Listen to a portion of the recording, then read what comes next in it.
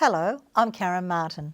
Welcome to today's ACC Open Forum program on Innovation versus Compliance. The increasing demand for aged care services and predicted shortfalls in skilled workers are driving government and aged care providers to rethink how they fund and deliver care to an ageing population. So today, we're asking you, as leaders in aged care, how we can succeed and stay innovative in a highly regulated environment. Today I'm delighted to be joined in the studio by our two guest panellists. Nick Ryan is the recently appointed CEO of the Australian Aged Care Quality Agency.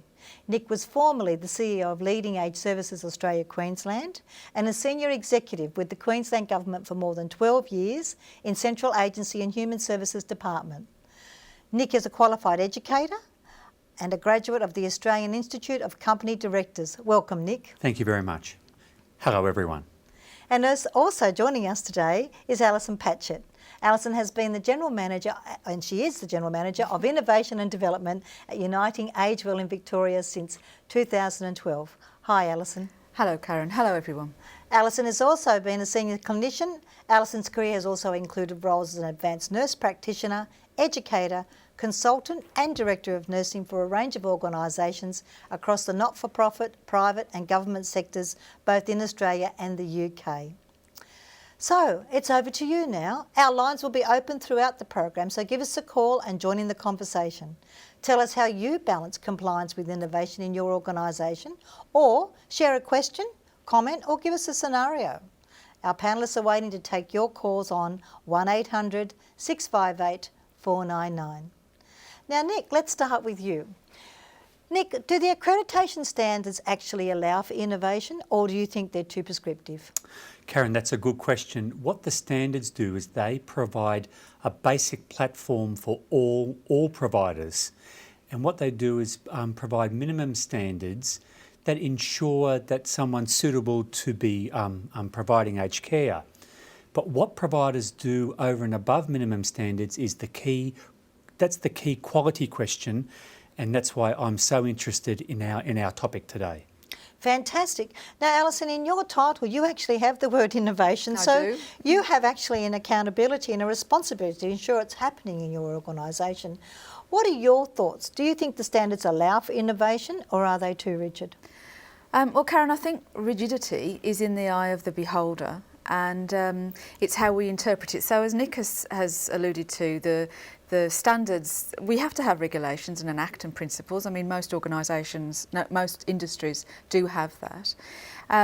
But that sets a minimum standard. So that's a given. And to rise above that, to provide a quality service, I think, and I'll talk about this as we go along today, there are 4 aspects to providing quality care and services for a business that each and every one of us have to adhere to. So that is appropriate and effective care and services. That means assessment, care planning, care delivery and evaluating.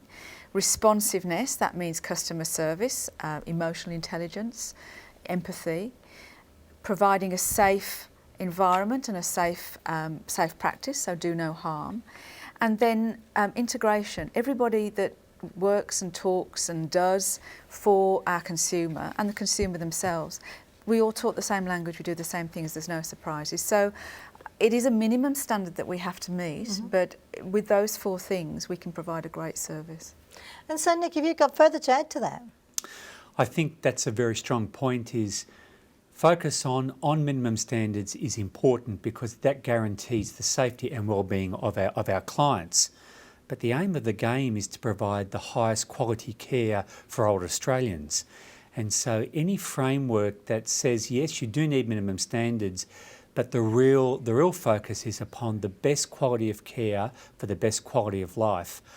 That's the type of approach that we promote within the new quality agency.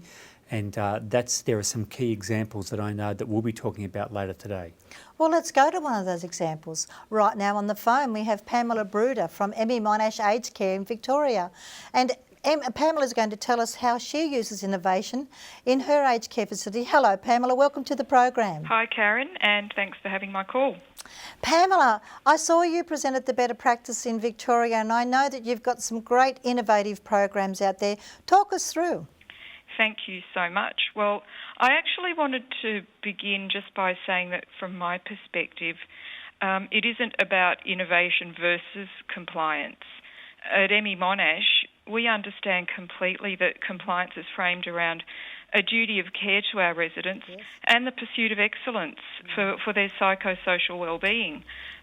So the way I approach it and my team members approach it is by having really sound forward planning and good communication. That's the key to, first of all, meeting and complying with all the policies and procedures and the standards.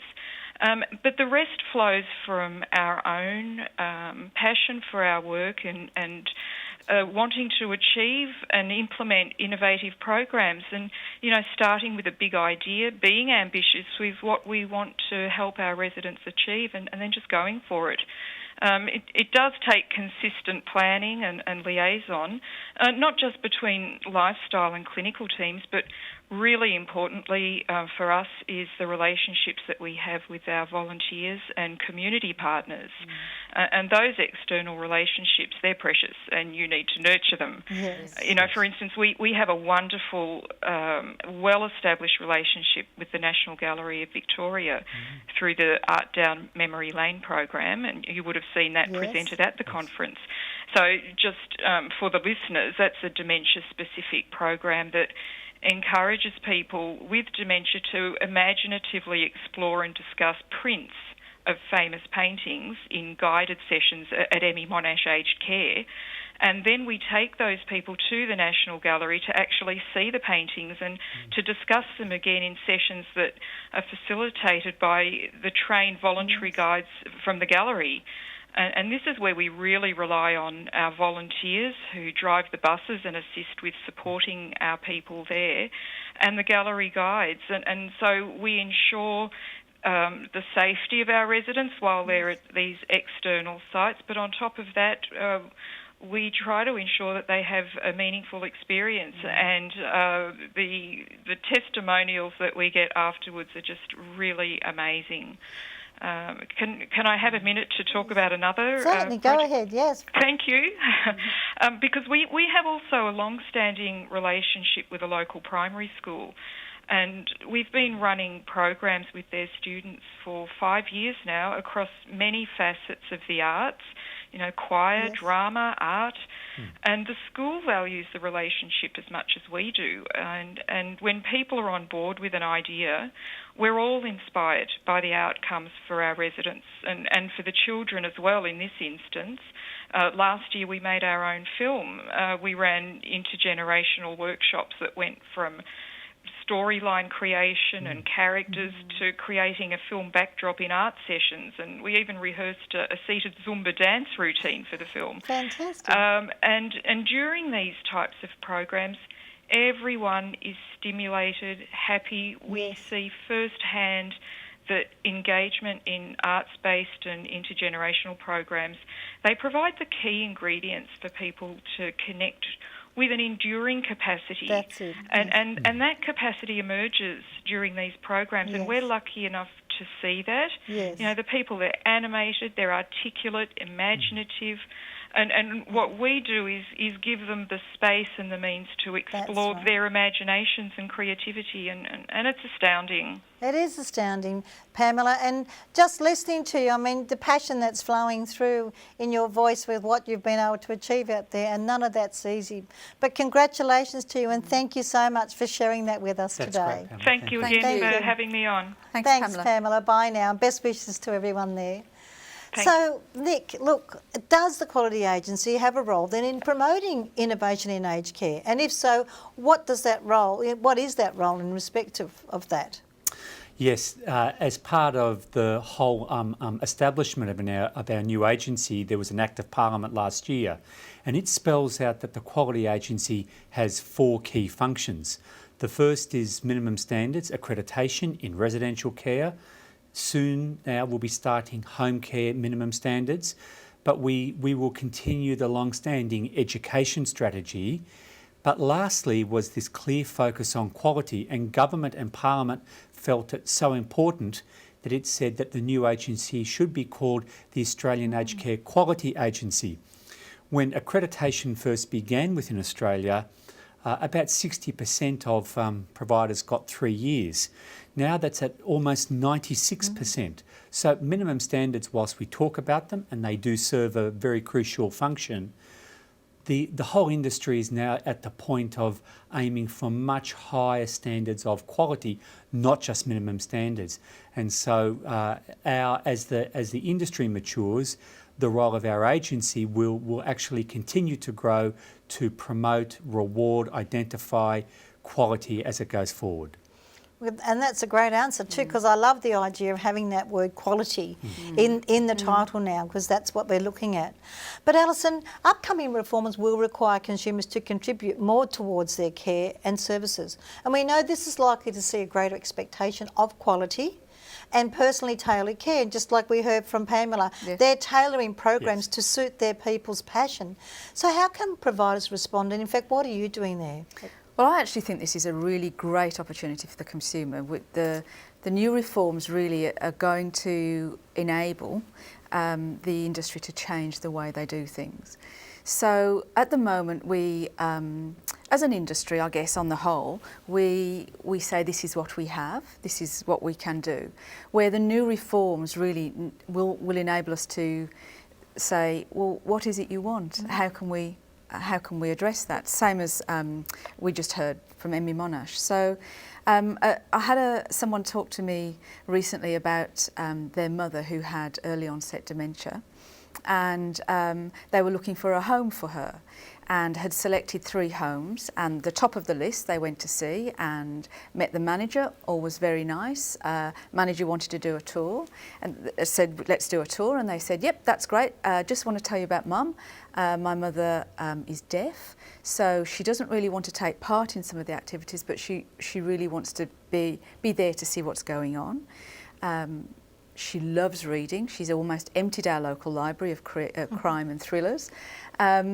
And she loves her puddings and desserts. Great, the manager said. So off they go on a tour. They tour the home. They look at the common rooms, they look at a bedroom, they look at the garden. As they go past, there's a room with some books, and this person said, oh, I thought we might go back there. Anyway, at the end of the tour, all very nice, all gave some information, and off she went. And she walked out the door and thought, hang on a minute, I didn't see the books, I wasn't allowed to talk about the menu and the food. Actually, that they haven't addressed my needs. So I think that's a really good example of we have to listen to people and we have to offer a service that is tailored to need. So it will be good for the industry. And Nick, so what are your thoughts on that? Because there will be a competition, won't there? There'll be some competition set up. I think that's a very good point, and I think one of the futures for the industry is greater differentiation between offerings. And so I think into the future, some providers will focus on specific needs and wishes of older Australians, and certainly community care, home care. The real focus is not on just the suite of offerings. Under a consumer-directed care model, it's really the question about what does the older Australian wish to do, what type of life do they want to live, and how can they pick and choose amongst the type of services, the way that they're delivered, when they're delivered, how they're delivered, that assists the older person to live their life. So increasingly, it's not just about the provision of care, and even though it is about care, but not just on the care provider's normal model, average model, but it's really about customised, specific care that not just that providers will offer, but that consumers, residents, those who actually receive care, they will call for and demand particular approaches to care, and that's as it should be. This is about promoting and supporting quality of life, seeing people as actively involved in making choices about their own life, and that our job as an industry is to provide people with a suite of offerings so that they can choose to live the life that they wish to live. And that is so true. So Alison, how do you have conversations around differentiating a quality service from a compliance service? Well, I guess a compliance service is a given. You have to think about it's a given. A quality service is about what you do on top of that. And so remember, the 4 things that I keep talking about will be appropriate and effective, responsive, safe and integrated. So in that framework, we at Uniting Age Well, we changed our name to Uniting Age Well from Uniting Care last year, and by doing that we've put a focus on keeping people well and tailoring things to their need. So a couple of things that we've done to illustrate for you for that is we have commenced a Listen Well programme. We're very fortunate to have a good amount of volunteers and chaplains in our service, and they are going out and listening to our consumers, whether that be a resident or a community client or the families. And by listening, we can help tailor some of our services to what people are saying. We've also commenced a Dine Well programme where dining is a great experience. I mean, we all go out for a meal, we all enjoy going out for dinner, so why shouldn't that happen in a residential home? So we've put it together, a Dine Well experience, and in that we've created a couple of bars that people actually go to in the home. So there's a happy hour at a purpose-built bar, a flamingo bar or a whatever bar. So that has really changed the focus of the life in that facility, in that home. Clinically, we have changed the way we're doing our practice, and we're actually looking at prevalence versus and incidence. So we all measure incidence, and we all know how many incidents and how many falls and the spikes and when. But we've taken some of the acute and specifically in Victoria Public Health data and some international data, and we're actually looking at a point in time every 3 months where we go in and count how many people in that home and how many people are, and we look at a suite of quality indicators, say, have had a fall at this point of time. And over a period of time, that actually gives you better data then to develop your services around the needs of your cohort. Yes, and your staff, and your staff staff. development around the actual residents' needs at the time. Absolutely. Fantastic. It is about actually engaging staff, and when they walk through that door each morning or each shift, they are actually walking into someone's home. They're not really walking into their workplace. Yeah. So that's a change of attitude. Absolutely, I love it too. That's a really key point. Yeah. So Nick, we know that there are some organisational leaders and managers who can sometimes be so focused on ticking those compliant boxes that innovative ideas that might come from frontline staff and those below can be overlooked or missed. So how can we encourage board and leaders to foster the culture of innovation within their staff? That's a very, very key point. I think that the culture of compliance is reactive. So if I'm setting out just to be, compliant, I'm looking to someone else who will tell me whether I meet that standard. So I'm fixated on perhaps minor details. Whilst that's important, what the real question is how do we develop a culture of continuous improvement, a real quality culture that is far more reactive and that has a community of practice. That means that the energy and the full initiative is not just with an external person ticking a box, but it's as much to do with people coming together, setting and meeting the highest possible standards for quality. That's the fundamental difference between a just compliant agency that is interested in ticking boxes through to how do we set and meet the highest goals, how do we develop continuous learning, how do we go beyond just turning up and doing the right thing to that dialogue, community of practice about the best possible outcomes. Can I share with you one particular service that has done very well? Shoreham House has Innovation Days. They were a better practice winner in 2013, and they began to open dialogue around how do we begin to discuss those areas that we normally consider too hard to talk about. And so that type of willingness to ask the harder questions and to really respect the insight of the people who are on the spot, that's the type of quality culture that we're really, really recognising emerging across the industry, and they were absolutely great winners of better practice last year. And we have Karen Dewhurst, the Director of Nursing at Shoreham House, on the phone right now Oh, really? to tell us all about it. So Karen, congratulations on your award. And why don't you tell us yourself, how did you get the staff involved in this? Thank you, Karen. Our Innovation Days started with me having realising that even though we talk to one another on a daily basis, that we rarely actually had the opportunity to catch up with each other as a group. And day-to-day issues always seemed to take over. And even though we had regular staff meetings, I felt that there was actually something lacking and we could do it better.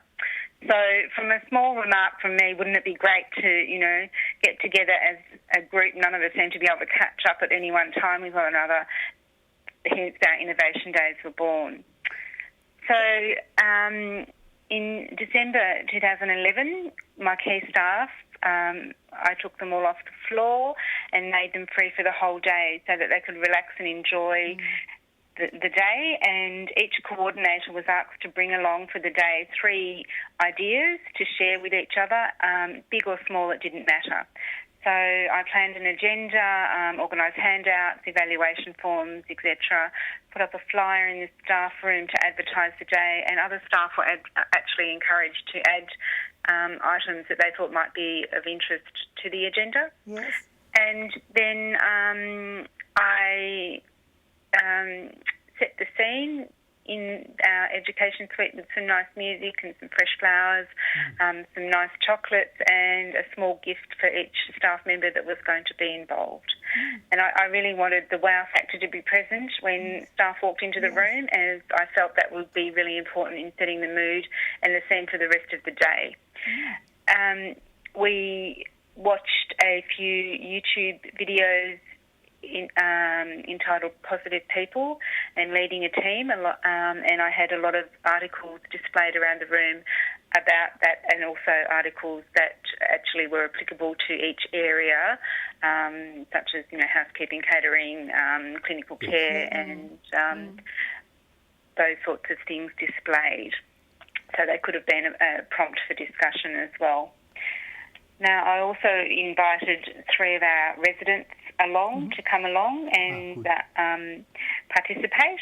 However, none of them really decided they wanted to take me up on that, but they did actually write some ideas down for us to discuss. So you got lots of people involved, and then you started with them, and now how are they going? Really well. We actually I try to organise these days every sort of 3 months. Sometimes it's not exactly today, but always with a different focus. And from that initial first day, that my feedback from the staff has been fantastic. It's always been 100% positive, that they really find it very worthwhile. We've actually come up with some great ideas and managed to work through things that were put in the too hard basket. And haven't eventuated, but we have managed to achieve that, and a great many things that have not only benefited the residents but also the staff as well.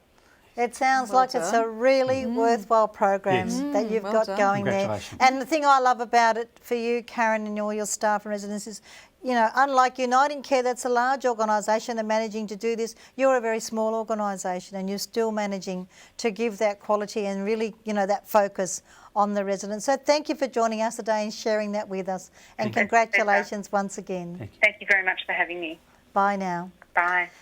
So it's true, like this, with harnessing all this innovation and good energy around. So, people are doing fantastic jobs. And if you want to share what you're doing out there, ring us on 1800 658 499. We're waiting to hear it. So, Alison, you've also got examples where staff have successfully balanced the innovation with risk and compliance. Do you want to tell us about that? Yes, so last year when we launched ourselves as from Uniting Aged Care to Uniting Age Well, it was a change of focus. It was a change of name, a change of look, but also a change of focus for the organisation, and it was about the wellness of the people that come into our care and services. And so we launched a program called Uniting Age Well, Wishing Well, which basically is a program where people can ask for things that they've never managed to do, or they've had it on their bucket list, or as they're getting older they think, I really just must do this, you know, before I'm too old. And so we put it out there, and we actually have used fundraising to support this activity, and we've had some really good examples of giving people a wish that they've always wanted. So one that sticks in mind is we have she's about 90 years old. She has always wanted to ride on a Harley motorbike. Well, we felt that was probably a bit dangerous, and we had a lot of consultation with her and the staff and her relatives, and so she settled for a Harley motorbike sidecar ride, and she absolutely loved a drive around Melbourne. Fantastic. And I'm sure that, you know, she's, with even a name like Enid Speedy, That's she right. loved it. Yeah, she did. Speedy in her, she did. Harley. We also have granted a wish for a 90-year-old gentleman that lives in one of our Tasmanian homes. He always wanted to go on a helicopter. So he had a helicopter ride over Launceston, and we had a couple that really just wanted to have a nice drink and a carriage ride around Melbourne. So some of them are not big things, but some of them are big things to the people that want them. Of course, well and I think Yes. that's what it's all about, isn't it? Yeah. And so, Nick, now you're in the industry with us, and you have been for a while, but now in your position you must be seeing some great examples of innovation. You know, do you want to tell us what you've seen whilst you've been at the Quality Agency? Karen, one of the joys of my job is I get to travel around and to see best practice. And I think I'm very impressed with what ACH are doing with their new campus in Adelaide. It's a joined-up approach with Flinders University and a local hospital. It'll have lots of medical students and nursing students on board. Their focus is on re-enablement, and that's why I like your new name within. It's uniting. Age well. So it is about ageing well, not just the care that we actually provide. So that's a very good frame. Also, Helpforce at Anzac House, they've done a really innovative approach with local school students in encouraging them to apply for voluntary jobs within the home. I think they've got the footy tipping competition, and students get to apply, they get to do a job. There's a lovely intergenerational joined up approach, and it's a really interesting approach and one that I've recently seen. Prague House is also, it's a Catholic healthcare facility within Melbourne. They've produced a CD, and that's been very, very well received. I know that Catholic Healthcare more broadly are doing their Sense of Worth project that started within Macquarie Lodge. So these are a range of different services, and one of the things is they tend to be homegrown by people who are on the spot delivering care with that innovation. And so one of the things you talked about before from leaders is leaders need to understand not just to listen to the needs of their consumers, but to listen to the person on the spot who has the insight, because often organisational-wide approaches come from people who are on the spot. So good leadership recognises good practice and enables and rewards and gives permission in that sense across the organisation. So there's some really key examples. We do have Better Practice Awards that will be announced at the Sydney Better Practice Conference on the 28th and 29th of August. So we look forward to seeing all of the New South Wales ACT people and people from elsewhere around Australia. We do run Better Practice conferences in all state capitals. That's right. But indeed, there's some recent examples. Thank you, Karen. Yeah, and so look, a lot of providers though, we know they tend to be risk averse when it comes to trying new things. But not so for the team at Starrett Lodge, which is a part of Uniting Care Ageing in New South Wales. We have a manager there, Colin McDonald. Let's hear his approach to risk and also fulfilling someone's dreams. One of the things people in aged care are risk averse, you know, like even to come into a beautiful environment out here, people think that it's dangerous because over there someone might fall over and you can't see it. It's better than sitting inside all day and not having a reason to live, you know. So risk is a normal thing that you live with in life. And we had a man who wanted to go and have a parachute jump. He's 86, he was in the Second World War. And that was his wish, but his family weren't real keen on that. So we discussed it with him and he had the capacity to make the decision, yes, that's what I want. So we enabled him to go and make that parachute jump. And keep it going every day till I die. From when you first see the sun until the stars will align. Not a care in the world, not a word from me. I tell you this is what it's like to be free. So lift me up, I'm moving on. Singing and dancing while I play my song. Yeah, I'm having a good time, keeping it going. Come on and clap your hands and won't you sing along? Now let's take it up high, high, high. Give our dreams their wings to fly. Gotta keep the fire and keep the fire burning. Keep the hope alive, you gotta keep it turning. Yeah, lift me up, I'm moving on. Singing and dancing while I play my song. Yeah, I'm having a good time, keeping it going. Come on and clap your hands and won't you sing along? Now let's take it up high, high, high. Give our dreams their wings to fly. You gotta keep the fire and keep the fire burning. Keep the hope alive, you gotta keep it. And thanks to Starrett Lodge and Fire Films for that great footage. And you can see people are being innovated everywhere. But Nick, there are different levels of acceptable risk and difference in duties of care, we know, between residential and home care. Do you want to talk us through that? Thank you. That's a very good point. Duty of care applies to a greater level within residential aged care because aged care providers are responsible for the built environment, the food, all of the care and safety at every level. That's not to say that that residents in that environment don't have a say, but the duty of care is higher. Community care, home care, is in fact delivered into someone's home where they assume the ongoing responsibility of care and well-being. The service can assist them in that, but the older person or the person who actually receives care assumes a greater level. Mm-hmm. So Alison, we all know that it can be safer or even less of a hassle for people to cite standards as a reason for avoiding opportunities to engage with the difficult questions. What are your thoughts on that?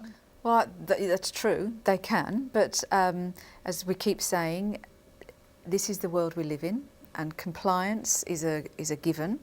But you know, as an approved provider, as a provider of care, if we can get case conferencing well done, that then takes that heat out of difficult questions. So, you know, getting a round table or just getting the carer, the RN or the care manager with a carer, with the actual consumer and maybe some medical staff or some relatives around a table about care, it actually takes the heat out because you're all on the same page about the same thing, no surprises.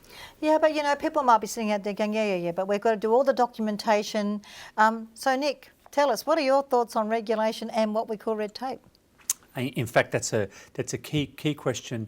There's a government agenda, government policy around deregulation and red tape reduction. It's always timely within government to reduce or to go through and have a clean out of old regulations that might not be needed, that might duplicate between states and territories and so forth. I think that there are two ways to look at this. The first is, do we have the right approach to the standards and the rules? They should be just enough, not too many. Mm-hmm. But the second area that we're very, very committed to is to be a very good partner with providers to make sure that we don't make it overly hard to work as part of our process. So deregulation is as much about good practice on our behalf, pre-populating forms, being flexible in the way that we do our work, listening to the industry about what are more effective ways that will be less onerous on you, that would still enable providers to say, here's how we meet minimum standards, here's how we do our work. So we're very interested in working with our partners to understand better approaches, and we'll have more information in the next few months on that point. That's fantastic, because we often hear people say, but I've got to have the evidence for everything. I've got to hold on to it, I've got to keep it. They may not, you know, if I haven't got it, then it's never happened, or considered it never happened anyway. So we're looking forward to that. We're looking for your lead here on reducing the red tape. Excellent. Fantastic. And Alison, many providers seem occupied, though, we know, with compliance, and many of them, whilst they still think they're doing person-centred care, perhaps, you know, still have a medical model underlying their framework. So is it about the culture of an organisation, which includes how management can relate to staff, do you think? What are your thoughts on that? Absolutely. When we changed our name last year, we looked at the way we work, and it is about culture, and it is about you know, people say person-centred, and it's become so well used that it's almost become meaningless sometimes. So one of the exercises that we did right down from the board, executive, managers, right down to the care staff, and I was involved in all of those levels, and I actually went out to some of the homes to do this as well. We gave them a little exercise, and it's something that you could do, and it's so good to turn people around, this is. So you give a scenario where your dear one, your mother or your grandmother, goes on a last trip of a lifetime. She's saved up, she's in her late 80s, wants to go on a cruise, gets to Turkey, gets off the ship, has a fall, ends up in an aged care facility on respite for a couple of weeks. You can't get to her. She can't speak English, she can't speak Turkish, they can't speak English. So you've got a scenario where you've got a dear one in care, you can't get to them. What is it that that person needs? So we did this exercise with all of our staff, and it really turned the carers' lights on, because they imagined their dear one, and then they started to say, well, she's got to have X, Y and Z, and got to communicate and feed her and all the basics. And so we said, okay, great, we made a list of all those. So what do the staff need to do? What do they need to be capable? They gave us a whole list of what the staff needed to be capable of to deliver this great service. And then, so what do they need to enable them? You know, they need education, there needs to be enough of them, they need policies. So when you actually step that out, it's your governance systems, it's what your staff should have to deliver a great care and services. And then you turn it around and you go, well, do you do that every day where you work? And it's about them thinking, okay, well, this is someone's mother, someone's dear one, and this is what I'd want for mine. A great little exercise to turn people's lights on. It is a great exercise, and anyone could do that. Yes. Start it. Try it with your staff. Yeah. But Alison, providers are expecting increasing difficulty as we move forward, particularly around retaining staff and skilling staff. What strategies have you been using to attract and retain your staff? Well, I think we all fall into the trap of if there's a vacancy, we need to fill it. And of course we do, but we need to fill it with the right people. And if you can hold off onto the right person, that's probably a good strategy. If you employ someone, or you come into an organisation where people have been employed and it's just a job, we have to engage those people. So it's about that customer service responsiveness, that empathy. And it's all about the organisation putting that out there for the employees as an employer, and having a reputation so that you do retain people. It's also looking about breaking down barriers. So in one of our facilities, we've started to work in innovative ways. So instead of having, you know, the lifestyle people come in, the cleaners come in, the catering come in, we've educated a group of people that are across that whole skill set. Multi-skilled. Yeah.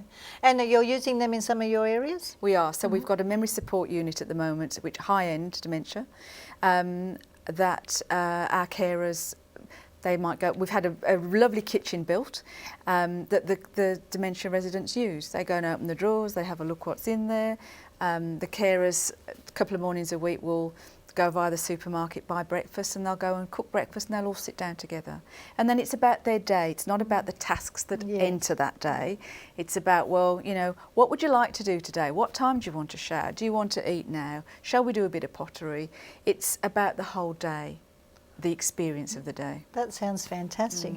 So you've heard lots of ideas, and I'm sure that, you know, Alison's available for you to call at any time to discuss any innovations that you might be looking at. But Nick, truly, people might want further resources from today. They might be sitting there now inspired, we hope, and engaged, and they want to run out the door to start to learn more about this. Have you got some resources that you could share with them?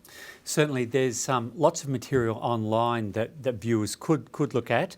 There's the Health Workforce Industry Council has a website. Certainly, AXA has some excellent material around innovation in aged care, and there's Deakin University has some particularly valuable information, and I'm certain that that information will be available all online for viewers to follow up. Absolutely, and there is a lot of conversation at the moment around this. It's around, innovation versus anything. It's not just about versing, but including, innovation in the care that you deliver, and starting to use the language in your organisations. And Alison, what about you? You must have resources that you already refer to in order for you to be able to do your work on a daily basis. What are some of your favourites? I do. So I would implore you to go and seek out Kathy Balding Quality Works, a fabulous framework to build your quality system on. We've used the Victorian Public Hospital data around prevalence data, which has been very, very useful. The Scandinavians do health and aged care very well. So I would look at RAI, R-A-I, a Finnish company. They look at assessment, case mix, and quite innovative in their approach. And then in the UK, 5 Steps to Wellbeing, which is a great programme to base any lifestyle on. And Joseph Rowntree, a charitable trust which has strong links to the University of London. Well, I think if you get through that list, you'll be doing really well. But no, I have actually looked at some of them myself, and very interesting. And in fact, some of them have funding opportunities, etc. there, if your ideas are good and you need some help. But look, we could chat all day on this, and I'm sure it's such an extensive topic, and how privileged we are to have had you two in the studio with us. Thank you. Time has run out, though. Nick, what are your thoughts? Would you like to share your extra thoughts or anything for people to take away from today's program? If I could suggest, there are 3 people who you might focus on, or 3 points. The first is who is receiving care and what wishes have they expressed about the care that they receive. So it's fundamentally about respecting that people make choices. The second is you yourself. What do you bring? What are your opportunities for ongoing professional development, greater learning, reading, listening, and so forth? And thirdly, how can you contribute to your organisation being one that is committed to the highest quality of care? So I think if we have a focus on the recipient, on things that I can do as a manager, as a leader to improve my own capability, and to be integral to being a learning organisation committed to high quality aged care, they're 3 very good beginning points. Thanks, Nick. And Alison, what about you? Have you a take-home message for people? So as leaders, you need to turn vision into practice, and you need to build a great quality system by appropriate and effective care and services, by being responsive with customer service and empathy, by being safe, do no harm, and have integration. And you need to do that consistently to every person, every day. That's fantastic advice from both of you. Thank you both for joining us on today's program. Thank you. Thank you. So until next time, from me, Karen Martin, and all of us here at ACC, stay inspired and keep inspiring us in your journey to better practice. Bye now.